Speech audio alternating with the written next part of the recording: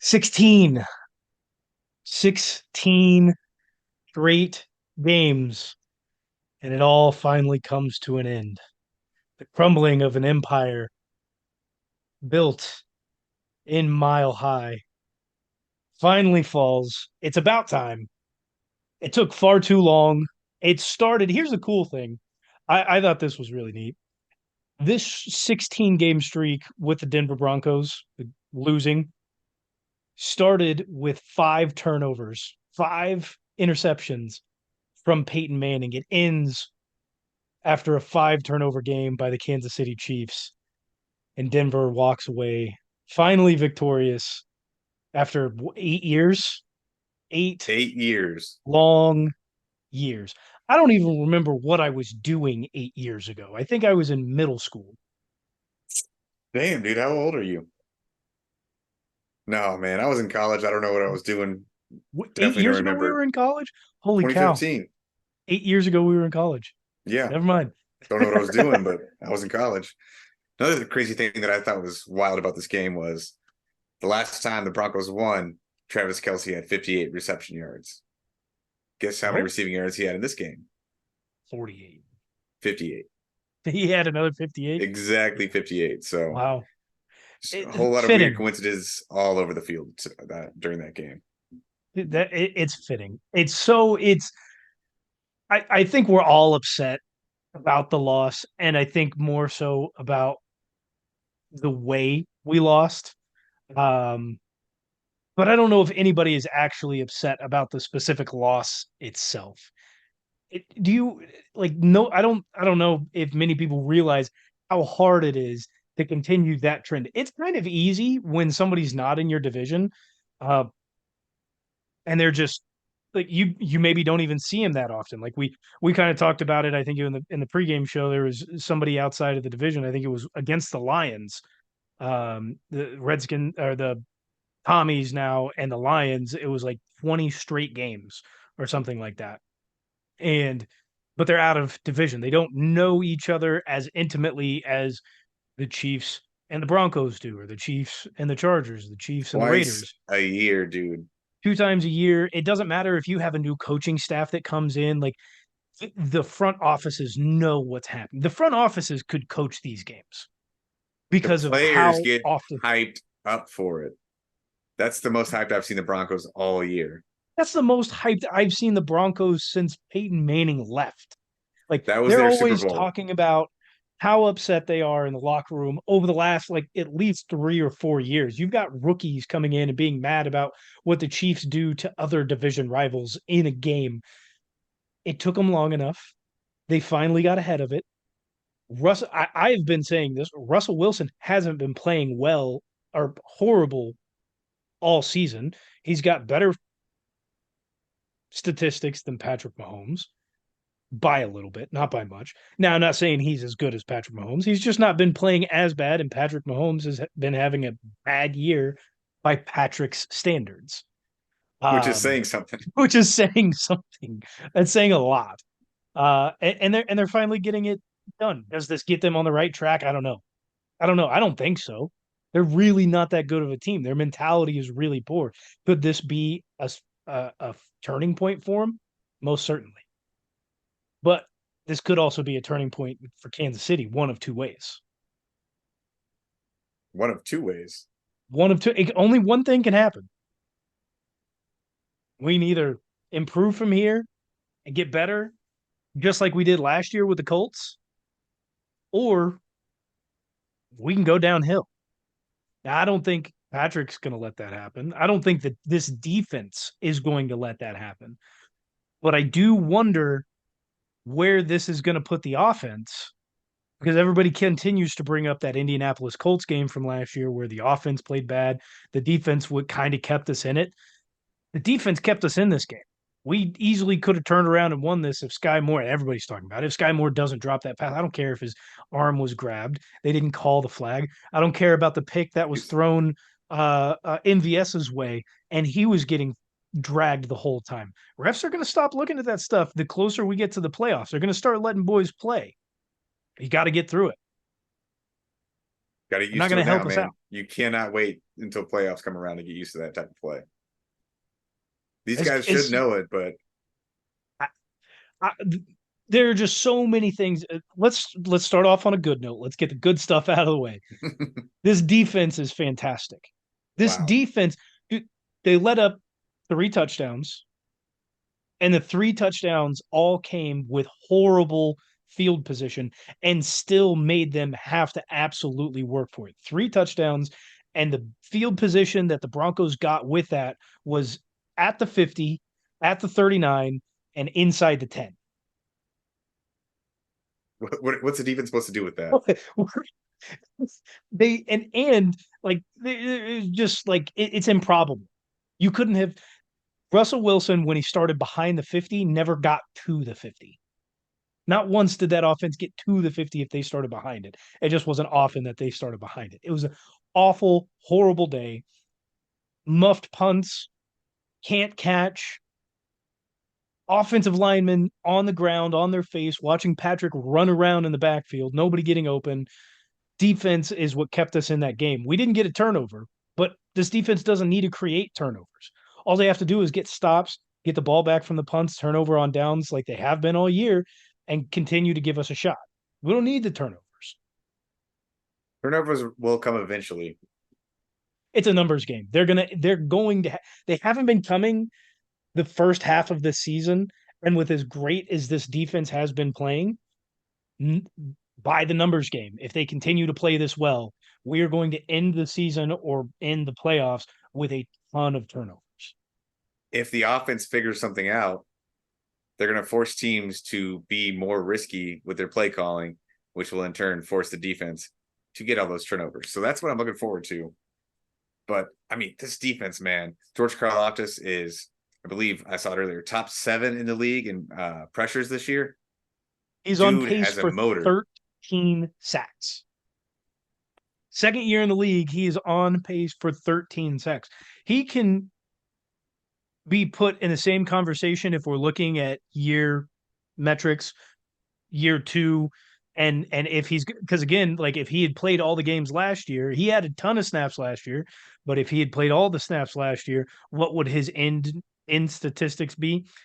This year, if he ends on pace with where he's supposed to be, we could be sitting here and I was totally wrong.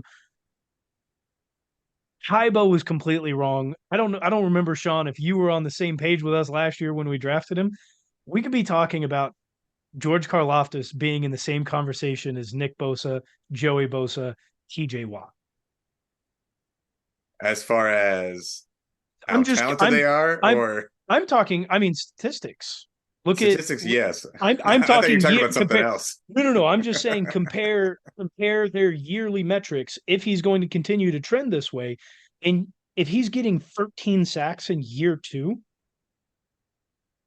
Sky's the limit, man. he's already getting put in the conversation as an elite defensive end. That's hard to disagree with, but still agree with at the same time. He is benefiting so much from this defensive line play. Yes. So put him in a situation where he doesn't have this type of help around him. He's probably not doing this. Granted, this is Can the same definitely thing be helping him said out. for TJ Watt and Nick Bosa? TJ plays on an elite defense. Nick Bosa plays on an elite defense. They're also being helped out by their peers. Yeah, you got a point, but George has to prove it throughout the whole entire year. Yes, His we are motor is halfway through. going We're halfway though. through the season, but he is on pace for the numbers that he's on pace for with 13 sacks and how many pressures did you say he's He's at top like 7, which is 34 like right now. 34 pressures. So he's going to end this season again. It continues, no injuries. He's going to end the season with 13 sacks and almost 70 pressures. That is tremendous right now, dude. As a guy that we were talking so much shit on last year. Yeah, yeah, he was. He's shown resilience. He's shown strength. We all knew that he had a motor, but we didn't believe that he had the ability to necessarily reach where he's reaching as quickly as he is. We knew he had somewhat of a high ceiling, but we thought it'd be more towards his really low floor being as raw as he is. and he's just out showing everyone what he can do. And kudos to you, George Karlaftis, the bright shining spot on this defense because Chris Jones just keeps loafing around. He doesn't want that decoy. He doesn't want that couple extra $1 million in his pocket. He's waiting for a big game. He's going to That's not gonna. explode at some other time. It's not going to help That's him not at gonna. all, but It's not gonna help his decoy efforts. he is helping the defensive line so much, though. He's helping other guys get free and get after the Oh yeah, quarterback, which, I mean, great. But Chris Jones, come on. You're you're not gonna going have to to get do paid for something that. because yeah, dude, you're a nice little teammate. You're helping out. It's good, but there's a reason you didn't get that $30 million you wanted, and it's clearly showing after missing one game and balling out for the first couple. You've kind of tapered off. I've seen you loafing around in the film. I you want that? You want that couple $1 million? We need to step it up. E-point ain't happening. Ty Bob still got that beef, man. Super beef. Let's see a little hustle, big man. Just a little bit. That's all we're asking for. Um, while we're on the topic of defense, L'Jarius Sneed, he's not getting paid. He's not He's staying not with getting. us. No, he's not staying. He's not getting He's getting paid paid. He's getting paid, but not after this season that he's having. he's gonna get paid. Flags galore. Letting he has one of the higher passer ratings against him, He's still gonna get paid. and he's got one of the lowest PFF grades for starting corners. He's going to see less of a bag than Charvarius Ward. It doesn't matter. He's still gonna get paid somewhere else. Someone's gonna Somebody want no, him. no, I'm not saying somebody won't pay him. I'm saying we expected L'Jarius Sneed to get a bag wherever he went to, whether he stayed with the Chiefs or moved on. He's going to get paid. He's not going to get the bag. He's not getting the full bag. He's getting like half the bag right now, if that. Yeah, if that. He's looking at like, I mean, if Javarius Ward walked away with 4 for 40, he's walking away with 4 for like 25-30 if he's lucky. More than we're gonna give him. Yeah, yeah, that's true. Which is probably going to be an offer of nothing. Go test the market. Whatever you get, man. Congrats. We're gonna give him that Juju Smith-Schuster and McCole Hardman offer. He's gonna finish out the year great though. His numbers Which are is, rough, but wait for that bye week and he's gonna figure it out. we need it. We need it. That could be another big thing is we do need to hit that bye week, which is not too far because we've got one more game before the bye week comes up, and I think that is going to be a big factor in whatever happens in this offense because everything went completely wrong. Patrick Mahomes is sick. Awful look for Travis Kelce as on Friday he decides to go to Texas and catch the World Series and then fly back and then have to fly out to Denver. Not a good look in the middle of the week. I don't care that it's Denver and that you thought that you had an easy win because they always play us tough. You knew this was going to happen. I Not a mean, good look by Travis Kelce. if we won and he had a fantastic game, you wouldn't be saying anything. Yeah, you wouldn't, but we didn't. So now we're here. Let the man live. I mean, he's really gonna come alive in the playoff time. So I mean I it's a hope loss, so. but you know what you're gonna get from him. We always say this, and I don't believe it, but everybody is always saying the blueprint is now out there on how to beat the Chiefs. Again, this was 16 games, but I think it does continue to show the issues that we're having. And that doesn't just fall on any specific group, it falls on the entire offense. Andy Reid / Matt Nagy's play calling has been very suspect this year.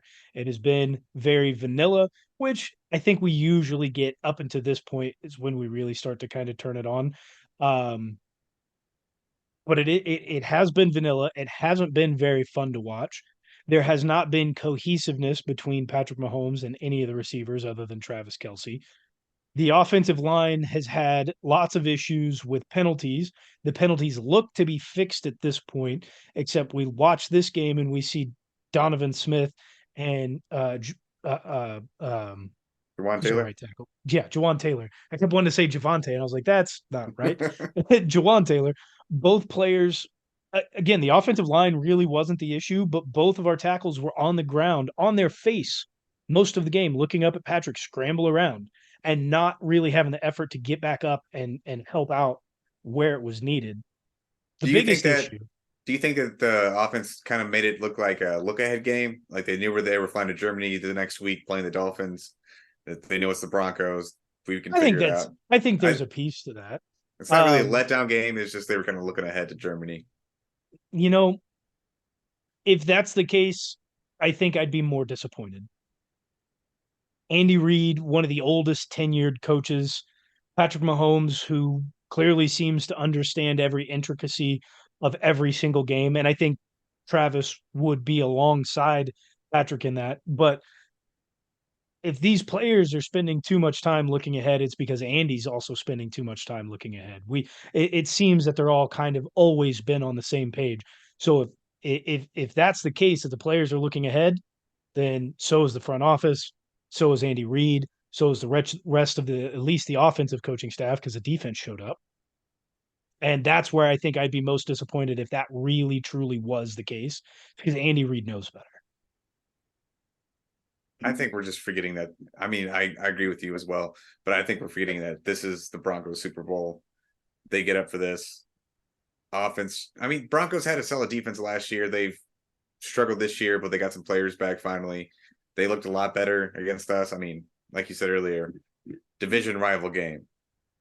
Yeah, yeah, and they're one of the only teams in our division that actually plays us close. Like we feel the Chargers are roughly on our playing field, not necessarily at where we are, but we feel that their talent wise can be on our playing field, whereas the Broncos are not anywhere near, yet always play us the toughest out of all three or the rest of the three.